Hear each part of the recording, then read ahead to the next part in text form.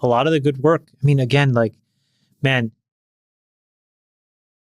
as a Democrat who has been left homeless, who is now definitely in the center, but probably leaning increasingly right, I'm left yet again with an appreciation, despite the message of the Trump administration, because what those guys did was pretty incredible in hindsight. The most important thing that is resoundingly obvious about Jared Kushner is that he is incredibly thoughtful and incredibly competent. And why did we have to spend years being fed all of these stupid lies? Because one can judge for oneself, but Jared Kushner is thoughtful, he's smart, and I thought to myself, I was fed all these lies for years about how this guy was like moping around in the shadows and this and that, and it was all not true. The thing that was smart about Trump was that he was willing to do business. Yes. He absolutely. was willing to negotiate, and he didn't feel the need to make these moral condemnations all the time. He was willing to meet with Kim Jong-un. He was willing to meet with Putin and Xi Jinping, and he avoided criticizing them personally. He didn't call them dictators. He talked about how smart they are. Yeah. It's the art of the deal, right? I mean, at the end of the day, he's looking to do business. And we need a little bit more of that. And I think this is why Jared Kushner was successful, is he went in there with the mindset of a businessman. Yeah. How do we find something that's beneficial to both sides? Totally right. I think that when Trump was elected, I was told that it was the end of the world. And that's what I thought. And I'd already underwritten him as an F. Okay. And then 4 years into the presidency, he was probably like a C in my mind. And then as I get a little bit of distance away, I realized, no, hold on a second. This guy was like a B plus. Like, he was pretty good.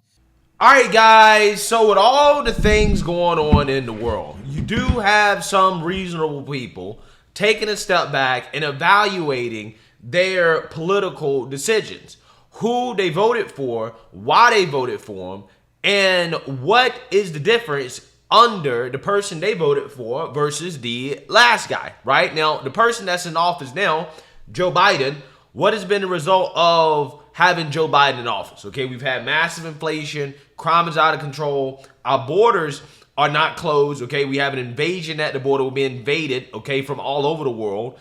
And speaking of the world is in a state of chaos and destruction and war. Again, these are things that were not happening under Trump. Well, put it this way, there was a lot less of it, okay, under Trump. And even liberal billionaires, okay, who has been Democrats all their lives, are starting to take the red pill on Trump and realizing that they've been lied to by the mainstream liberal media, by the powers that be when it comes to Trump, and especially when it comes to Trump and his foreign policy.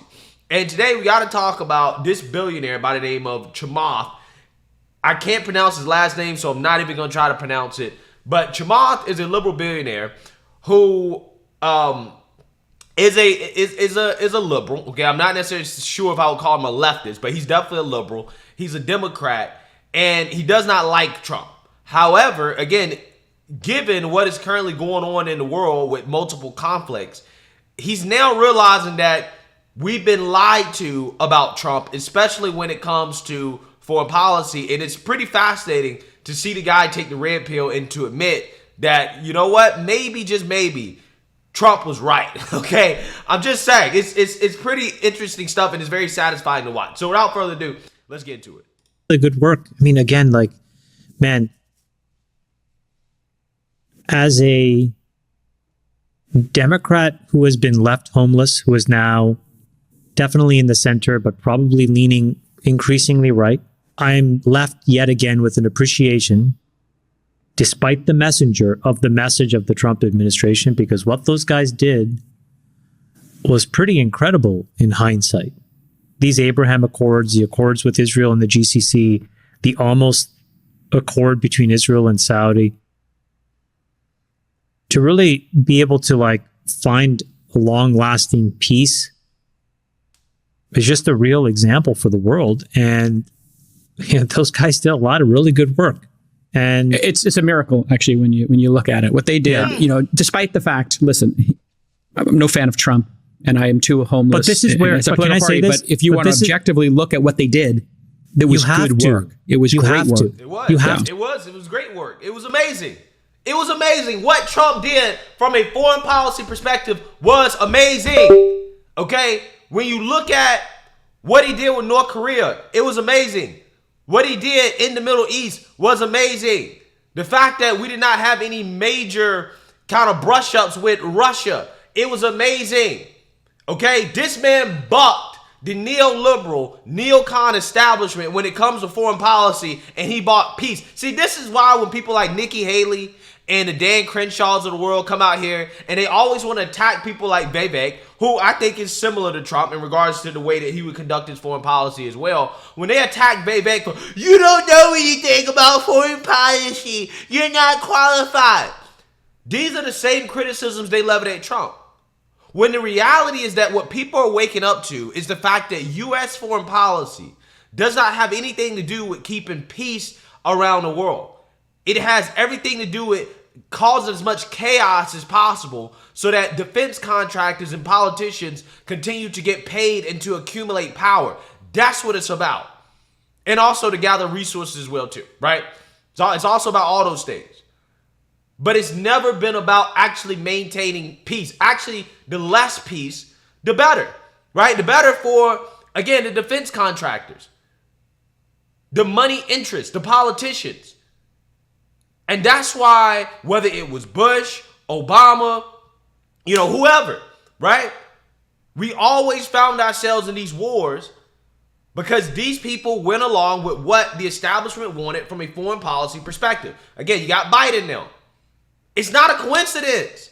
It's not a coincidence that Trump comes in office and he doesn't come from any of that stuff. He doesn't have to abide by any of that stuff because he's not beholden to money interests. And he's like, oh, well, I actually really want peace. I don't want World War III, or I don't want to flirt with the possibility of World War III, which is what Nikki Haley wants to do, right? Nikki Haley, she continuously flirts with the possibility of World War III, okay? Trump says, I don't want to do that. I actually want peace. And then, oh, wait, now we're actually getting peace. Isn't it amazing? Isn't it amazing how that works? But again, Trump never gets credit for it. But people that are looking at the situation, if they're looking at the world stage objectively, can see that what Trump did was amazing. There's no question about it. And in fact, this is a moment where you have to start to re-underwrite, like, is your, not you, Jason, but I'm just saying collectively, is one's Trump derangement syndrome causing more damage than anything that Trump could have actually done?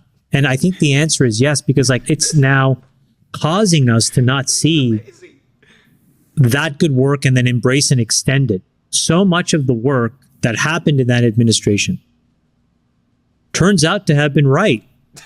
And that's what's so frustrating for me. The work on the border wall. We didn't like the messenger, so we killed the message. Turned out it was right. Issuing long-term debt to refinance when rates were at zero. We didn't like the messenger, so we killed the message. A structural peace in the Middle East. We didn't like the messenger, so we killed the message. When are we going to stop shooting ourselves in the foot? And when are we going to actually see and take the time to look past who is saying things and actually listen to them word for word? I'll give you an example. I started to tweet 3 links a day over the past 3 days. And the only reason I did that was I thought things were so hyper contentious and hyper partisan that I just wanted to show a few sides, right? And one day I found a couple links, 2 of which, one was from Jonathan Greenblatt of the ADL, who I thought had a very powerful message. And one was from Mike Flynn. And his message was also actually pretty powerful if you just read it. And if you took the names off, all the content was so valuable, both points of view. But the minute it goes into the world, people immediately judge and they kill the message because of the messenger. And this is exactly a moment where you have an opportunity to just stop doing that because the stakes are so high. It's infuriating, actually, quite honestly. It's infuriating to see it. We had this last week on the show when we were talking about reducing spending. Matt Gaetz is not the perfect messenger, but his message was the message we've been talking about, which is, hey, we have to control spending. So I can understand people not liking Matt Gaetz. There's a lot of things to not like about him. I can understand people not liking Trump, and get over it. Well, and then, it's bizarre that his son-in-law went to do all this work, but yet he did it and it had success. That's another example. It's weird if you send your son-in-law to do it, but I listened to the Lex Friedman podcast. Okay, you know what? It's not weird, because at the end, if you listen to this podcast, the most important thing that is resoundingly obvious about Jared Kushner is that he is incredibly thoughtful and incredibly competent. And right. Why did we have to spend years being fed all of these stupid lies? Because one can judge for oneself, but Jared Kushner is thoughtful, he's smart. And I thought to myself, I was fed all these lies for years about how this guy was like moping around in the shadows and this and that, and it was all not true. Wow. That was amazing, guys. That is a red pill moment. Why do you see all these people having red pill moments, these leftists, these liberals? It's because in the face of what is clearly a disaster, that is the only time these people can see the truth, right? And I don't blame them, because it's hard, because the media lies to people, right? They lie about Trump. They lie about Jared Kushner. They lie about Trump's successes. So I get it. I get it. It's hard to see the truth sometimes. But and that's why I tell you guys, I think the best way to red pill a leftist or a liberal is just give them what they want. Because that's the only way they're going to actually be able to see that what they want is not good. It don't work. And that maybe Orange Man wasn't so bad. Maybe mean tweets wasn't so bad. It's pretty fascinating stuff. That was one of the most powerful conversations that I've listened to in a while. I highly recommend that podcast, the All In podcast. They're a bunch of billionaires from all different points of the political spectrum, and they just talk about issues. One of my favorite podcasts to listen to when I have time to listen to it. Highly recommend it for anybody. But let me know what you guys think. Make sure you like, comment, and subscribe. Most importantly, share a Black conservative perspective. Peace.